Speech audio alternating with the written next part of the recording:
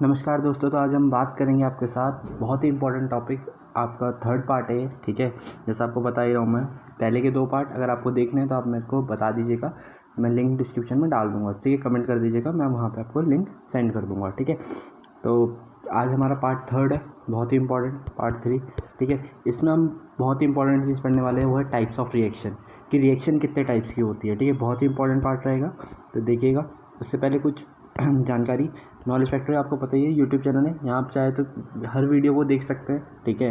Channel को like करिएगा और सब्सक्राइब कर लीजिएगा, ठीक है। और शेयर करिएगा, जितने मर्जी आप शेयर करेंगे उतना आपका बेनिफिट है, ठीक है। उससे क्या होगा कि मेरे को ये पता लग जाए कि एटलीस्ट मेरी ऑडियंस क्या है, जो मतलब जिसको मेरे को टारगेट करना है, ठीक है।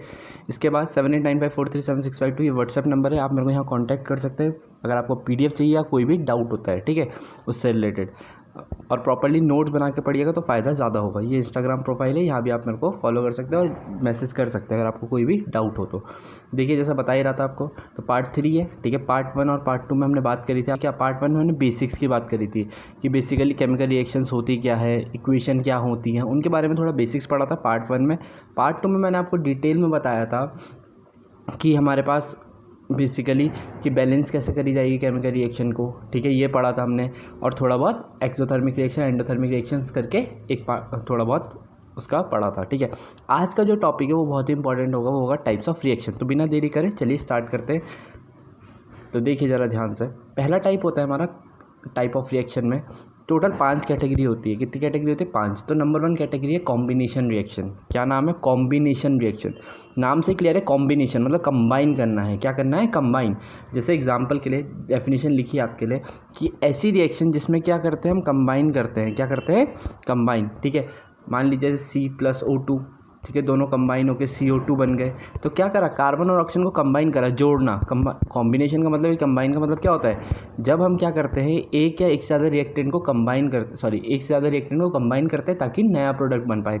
याद रखना, प्रोडक्ट खाली एक बनेगा, ठीक है। इंपॉर्टेंट चीज़ है, प्रोडक्ट खाली एक बनेगा। तो यहाँ पे डेफिनेशन देख लीजिएगा आप, द रिएक्शन इन विच 2 और मोर सब्सटेंस कंबाइन, जिसमें 2 या 2 से ज़्यादा सब्सटेंस कंबाइन करते हैं ताकि एक प्रोडक्ट बन सके, ठीक है। उसको बोलते हैं कॉम्बिनेशन रिएक्शन। सिंपल, आपको ज़्यादा सोचने की ज़रूरत नहीं है, ठीक है। नेक्स्ट चीज़, एक क्वेश्चन है कि ये क्वेश्चन है, छोटे छोटे क्वेश्चन, ये NCERT के बीच के क्वेश्चन है, तो आपको अभी करा दिए जाएंगे, आपको बेनिफिट बाद में पता लगेगा इसका। जब आप पूरी NCERT सॉल्व करने बैठेंगे ना, तो आपको वहीं मिलेंगे क्वेश्चन। जैसे क्वेश्चन है, सब्सटेंस X रिएक्ट करता है, ठीक है, वाटर के साथ। कोई सब्सटेंस X है, मुझे नहीं पता क्या है, X नाम दे दिया उसको, वाटर के साथ रिएक्ट करा है। वाटर मतलब H2O के साथ रिएक्ट कराना है, ठीक है। To form a substance by the X is use for white washing, की जो नया सब्सटेंस बना है ना, वो किस लिए यूज़ करा जाता है? वाइट वॉशिंग के लिए यूज़ करा। मतलब हमने जब इसकी रिएक्शन करी इसके साथ, तो ऐसा सब्सटेंस बनता है जो वाइट वॉशिंग के लिए यूज़ करा जाता है, ठीक है। तो हमें X का नाम बताना है और उस सब्सटेंस का नाम बताना है। मान लीजिए जो सब्सटेंस बना वो Y है, वाई का यूज़ क्या बोल रहे हैं? वाइट वॉशिंग के लिए यूज़ करा जाता है। किसके लिए? वाइट वॉशिंग, मतलब पेंट वगैरह करने के लिए घर में यूज़ करा जाता है, वाइट वॉशिंग के लिए, ठीक है। तो ये बताना है हमें। तो चलिए देखते हैं क्या कहना चाह रहे हैं। तो आंसर देखिएगा ज़रा ध्यान से। यहाँ पे हमारा सब्सटेंस होता है, वो होता है, इसका नाम है कैल्शियम ऑक्साइड। कैल्शियम ऑक्साइड को जब हम वाटर के साथ रिएक्ट करते हैं तो याद रखिएगा, बहुत सारी पहले तो हीट निकलती है बाहर, ठीक है। और हीट जब बाहर निकलती है तो उसके साथ क्या होता है? CaOH का होल ट्वाइस बनता है, ये आपका प्रोडक्ट बनता है, ठीक है। ये कॉम्बिनेशन रिएक्शन का एग्जांपल है। CaOH का होल ट्वाइस मतलब क्या बना? आपका प्रोडक्ट बना। और ये प्रोडक्ट किस लिए यूज़ करा जाता है? वाइट वॉशिंग के लिए। याद है, चूना वगैरह घर में ही करते हैं, तो वाइट वॉशिंग यही होता है, ठीक है। ग्राउंड वगैरह में भी आपने देखा होगा, ठीक है, चूना वगैरह डालते हैं ना, पूरा यही है, ठीक। ये वाली चीज़, कैल्शियम ऑक्साइड में जब पानी डालते हैं, मिलाते हैं, पहले तो हीट निकलती है बहुत सारी। मैंने ये एक्सोथर्मिक रिएक्शन में सॉरी आपको बताई थी ये चीज़, ठीक है। पहला, ये आपका टाइप ऑफ रिएक्शन का पहला पार्ट था, जिसमें हमने कॉम्बिनेशन रिएक्शन की बात करी और एक एग्जांपल करा, ठीक है, बेसिकली। अब नेक्स्ट टाइप में आते हैं। नेक्स्ट है आपका डीकम्पोजिशन रिएक्शन। क्या है? Decomposition reaction. तो चलिए देखते हैं क्या होती है डीकम्पोजिशन रिएक्शन। तो वो रिएक्शन जिसमें डिकम्पोज होना, नाम से ही क्लियर है, डिकम्पोज। ये वर्ड आपने सुना होगा माइक्रो ऑर्गेनिज्म वाले चैप्टर में, अगर आपने 8th क्लास में पढ़ा होगा, ठीक है।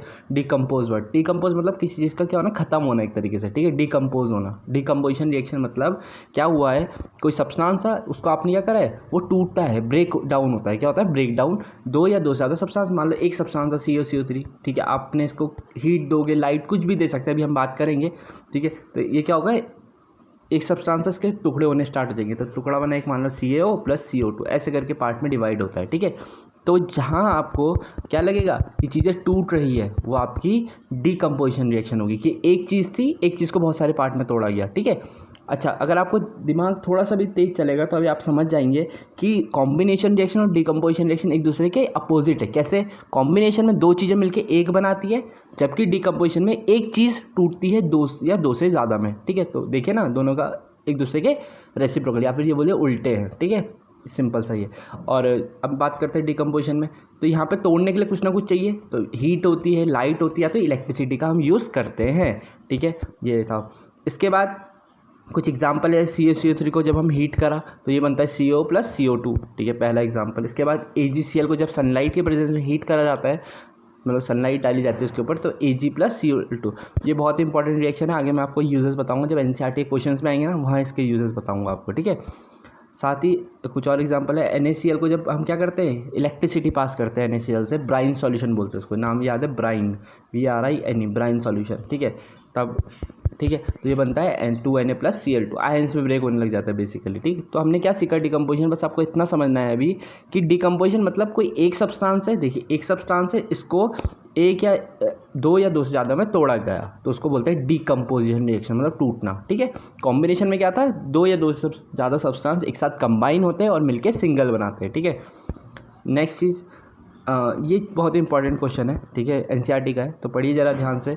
Y is double the amount of gas collected in one of the test tubes in electrolysis experiment. क्या आपने इलेक्ट्रोलिसिस का एक्सपेरिमेंट करा, तो हमने क्या देखते हैं कि एक गैस ना दूसरी गैस की डबल बनती है, ठीक है। क्या बोल रहा हूँ, एक गैस दूसरे गैस की डबल बनती है, ऐसा क्यों होता है, ठीक है। तो एग्जाम्पल के लिए हमने लिया H2O, वाटर को जब तोड़ा जाता है, ठीक है, वाटर को जब देखा टूटते हुए, तो हुआ था क्या है, हाइड्रोजन गैस जो निकलती है वो 2 और ऑक्सीजन 1, मतलब क्या है, अगर हाइड्रोजन 2 ग्राम निकले तो ऑक्सीजन 1 ग्राम निकलेगी, ठीक है। ये रेशियो होता है 2:1 में, ठीक है। ऐसा क्यों होता है, इस बारे में बात करने के लिए बोला इसने, ऐसा क्यों हो रहा है, ठीक है।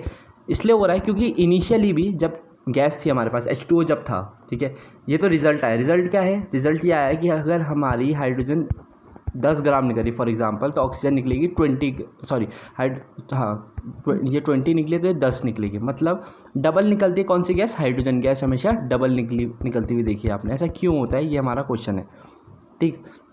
तो इसका सिंपल सा आंसर ये है कि क्योंकि इनिशियली जब रिएक्शन नहीं भी हुई थी, तभी भी देखिए H2O में क्या है, हाइड्रोजन डबल होती है और ऑक्सीजन क्या होती है, सिंगल होती है, ठीक है।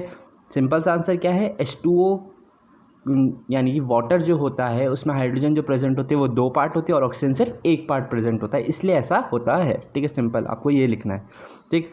इसलिए तो रेशियो क्या होता है इसका, 2:1। ये आपके 2 टाइप ऑफ रिएक्शन खत्म करे हमने, कॉम्बिनेशन और डीकम्पोजिशन, ठीक है, ये था। नेक्स्ट चीज़ अब हम बात करेंगे, बहुत ही इंपॉर्टेंट चीज़, ये तो मतलब इस चैप्टर की एक तरीके से जान है और आगे जाके बहुत यूज़ होगा इसका, रिएक्टिविटी सीरीज़, ठीक है, रिएक्टिविटी सीरीज़। अब टीचर बोल तो देते हैं कि इसको याद करो, ठीक है, इसके लिए एक शॉर्टकट तरीका है, मैं बताया था आपको, ठीक है।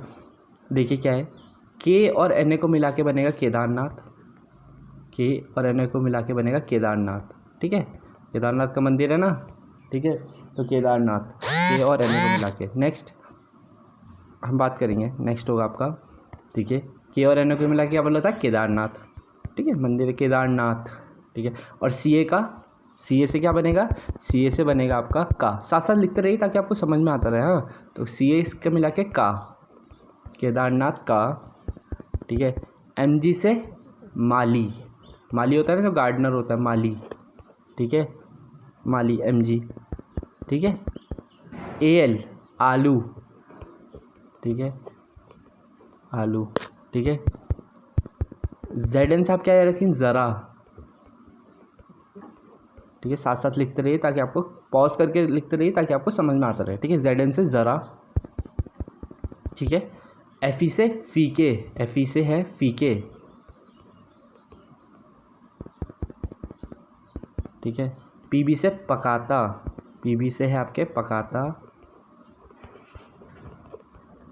और H से है, ठीक है। तो पूरी एक राइमिंग बन गई, ठीक है। क्या है, केदारनाथ का माली आलू ज़रा फीके पकाता है, ठीक है, केदारनाथ का माली आलू ज़रा फीके पकाता है। आपको इतना याद रखने के लिए मिल गई ट्रिक, ठीक है। ट्रिक क्या है, तो केदारनाथ का माली आलू ज़रा फीके पकाता है, ठीक है, बिल्कुल शॉर्ट ट्रिक है। लेकिन ये शॉर्ट ट्रिक तभी याद रहती है जब आप रेगुलर प्रैक्टिस भी करेंगे इसकी, ठीक है। तो इसको लिख लेना और देखते रहना, ज़्यादा टाइम नहीं लगेगा आपको, ठीक है। और इसके बाद नेक्स्ट है कॉपर, ठीक है, मरकरी, सिल्वर, गोल्ड, ठीक है।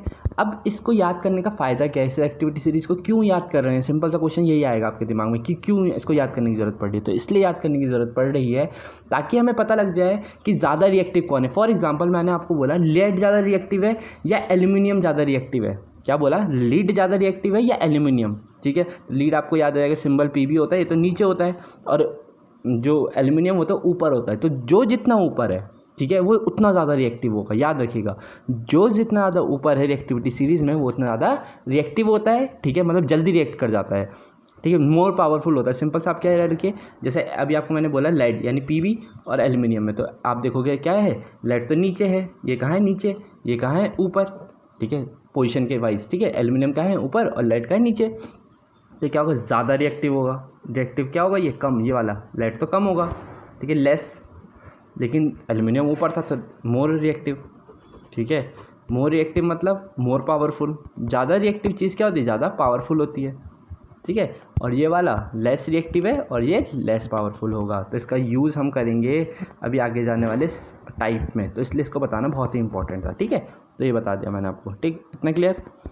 इसके बाद नेक्स्ट चीज़ ये होता है इसका यूज एक्टिविटी सीरीज़ का। अब आप बोलेंगे नीचे वाले को लिए बता दो, तो नीचे वाले आप याद कर सकते हैं, ठीक है, इतना प्रॉब्लम नहीं है। कॉपर, मरकरी, सिल्वर, गोल्ड, ठीक है, कॉपर, मरकरी, सिल्वर, गोल्ड, ठीक, इतना।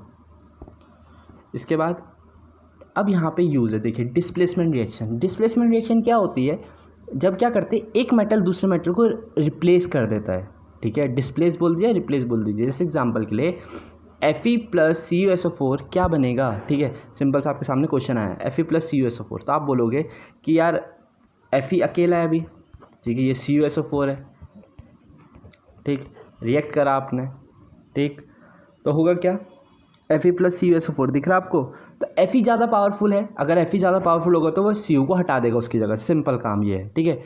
क्या बोला, अगर Fe ज़्यादा पावरफुल है तो वो Cu को उसकी जगह से हटा देगा, और अगर नहीं है ज़्यादा पावरफुल तो नहीं हटा पाएगा, नो रिएक्शन हो जाएगी फिर, सिंपल सा, ठीक है। हर कोई चाहता है कंबाइन हो रहा, हर कोई मेटल क्या चाहता है, मेरे साथ ना कोई जुड़ जाए और मैं कंबाइन हो जाऊँ, ठीक है, कोई दिक्कत तो नहीं है। तो क्या होगा देखिए ज़रा, अब आपको रिएक्टिविटी सीरीज़ देखनी पड़ेगी कि Fe ज़्यादा पावरफुल था या नहीं था, ठीक है। देखिए रिएक्टिविटी सीरीज आपने लिखा भी होगा, सामने सामने देखिएगा, तो देखिए यहाँ Fe ज़्यादा पावरफुल है कि Cu। पावरफुल होने का मतलब ऊपर कौन है, तो Fe ज़्यादा पावरफुल है क्योंकि वो ऊपर है, और Cu कम पावरफुल है क्योंकि वो नीचे है।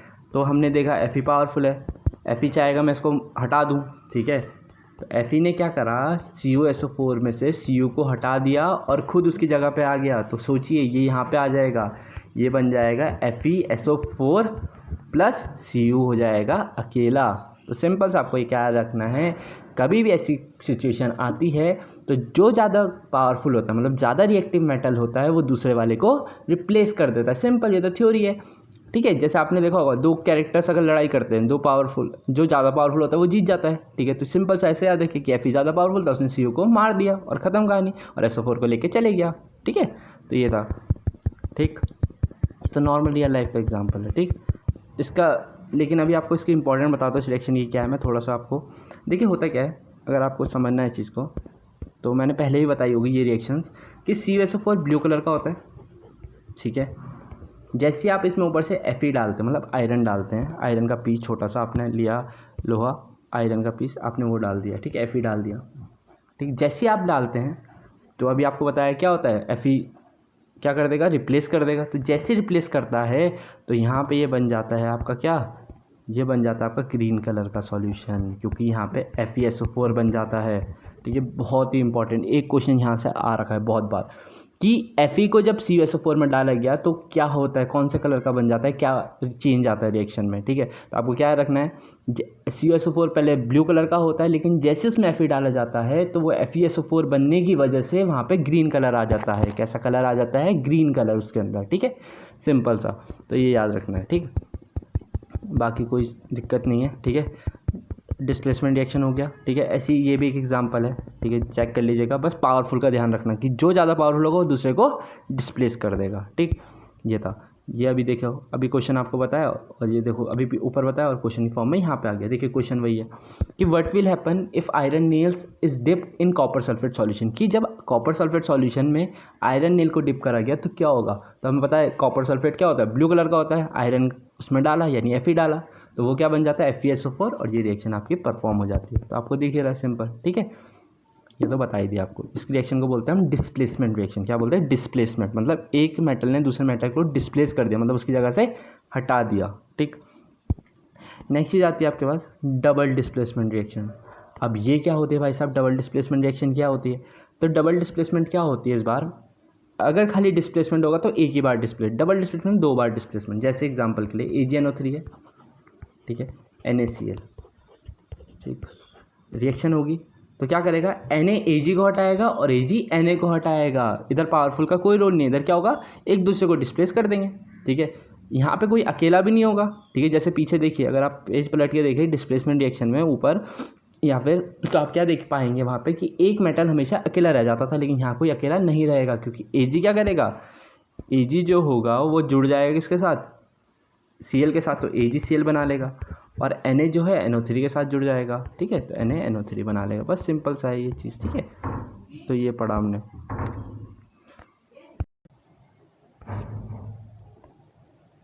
चलिए फ्रेंड्स, लास्ट हमारा बचा था, पहले आपको ये बता रहा था मैं कि डबल डिस्प्लेसमेंट रिएक्शन में क्या बताया था आपको।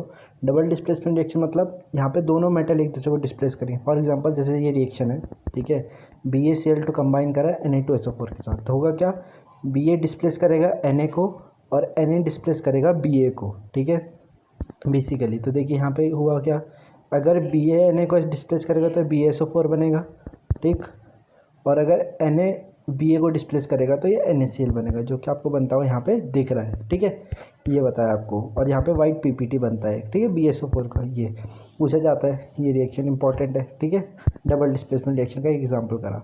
नेक्स्ट हेडिंग है आपकी प्रेसिपिटेशन रिएक्शन। प्रेसिपिटेशन रिएक्शन पहले बताने से पहले आपको ये पता होना चाहिए प्रेसिपिटेट क्या होता है। तो प्रेसिपिटेट मतलब, मान लीजिए एक लिक्विड है, ठीक है, एक बीकर ग्लासेस में एक लिक्विड है, ठीक है, पानी है पूरा पूरा या कुछ भी है, लिक्विड है, ठीक है, एक लिक्विड है, ठीक।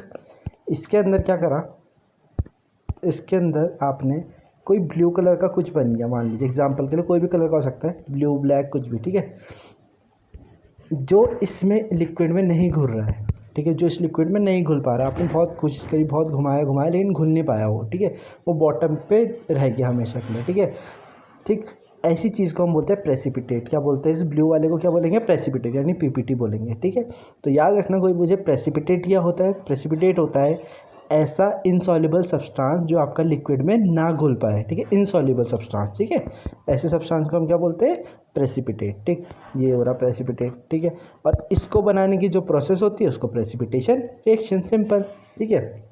एक ऐसी रिएक्शन जिसमें एक इनसॉल्युबल सब्सटेंस बनता है, ठीक है, जिसको हम प्रेसिपिटेट बोलते हैं, ठीक है, जिसकी वजह से लिक्विड अलग हो जाता है, किससे, प्रेसिपिटेट से। सॉल्यूशन सब अलग अलग दिखने लग जाते हैं, ठीक है। एग्जांपल ये रहा रिएक्शन, ठीक है, CuSO4 में जब हम H2S सल्फाइड डालते हैं, ठीक है, कंबाइन होकर यह बनता है CuS, यानी ब्लैक PPT बनती है और साथ में सल्फ्यूरिक एसिड बनता है, ठीक। नेक्स्ट हेडिंग ऑक्सीडेशन और रिडक्शन, रिडॉक्स रिएक्शन, बहुत इंपॉर्टेंट रिडॉक्स रिएक्शन, ठीक है, रिडॉक्स रिएक्शन लास्ट चीज़। ये लास्ट टाइप है, हमने 4 टाइप पढ़ चुके हैं, ठीक है। 4 टाइप कौन कौन से पढ़े थे हमने, नंबर 1 हमने पढ़ा था combination, number 2 displacement, number 2 decomposition, number 3 displacement, number 4 double displacement. Last है रिडॉक्स रिएक्शन, या फिर जिसको बोलते हैं ऑक्सीडेशन और रिडक्शन रिएक्शन, ठीक है, रिडॉक्स रिएक्शन। तो रिडॉक्स रिएक्शन मतलब, देखिए ज़रा रिडॉक्स रिएक्शन में देखेंगे अब, हाँ,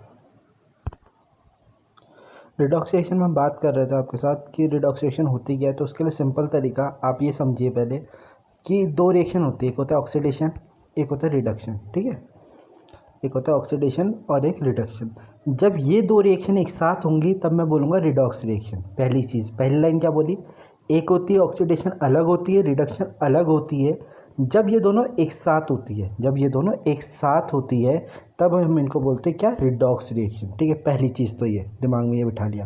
अब ऑक्सीडेशन को कैसे समझा जाए, तो ऑक्सीडेशन के नीचे 2 पॉइंट और रिडक्शन के नीचे 2 पॉइंट लिखाऊंगा। ऑक्सीडेशन मतलब पहला, अगर किसी चीज़ में ऑक्सीजन ऐड होता है, एडिशन ऑफ ऑक्सीजन, अगर किसी चीज़ में एडिशन ऑफ ऑक्सीजन पाया जाता है, एडिशन ऑफ ऑक्सीजन होता है, तो मैं उसको बोलता हूँ क्या, तब मैं उसको बोलता हूँ आपका ऑक्सीडेशन रिएक्शन, पहला पॉइंट, ठीक है। इसके नीचे रिडक्शन कब बोलते हैं, जब ऐड होता है हाइड्रोजन। कौन ऐड होता है, अगर हाइड्रोजन ऐड होगा, addition of hydrogen, addition of hydrogen, अगर हाइड्रोजन ऐड होगा तब मैं इसको बोलता हूँ रिडक्शन रिएक्शन। कौन सी रिएक्शन, रिडक्शन।